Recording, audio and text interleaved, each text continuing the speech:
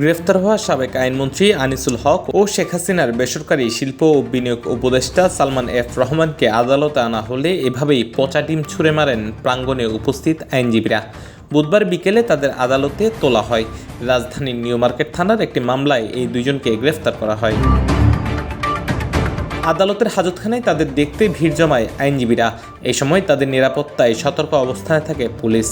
মামলার তদন্তকারী কর্মকর্তার আবেদন সূত্রে জানা যায়, গ্রেফতার হওয়ার সময় আটক সালমান এফ রহমানের কাছ থেকে 12টি দেশের মুদ্রা ও সাবেক আইনমন্ত্রী আনিসুল হকের কাছ থেকে 3টি দেশের মুদ্রা ও কূটনৈতিক পাসপোর্ট পাওয়া যায়। হত্যা মামলার তদন্ত স্বার্থে 10 দিনের রিমান্ড আবেদন করলে তা মঞ্জুর করে আদালত।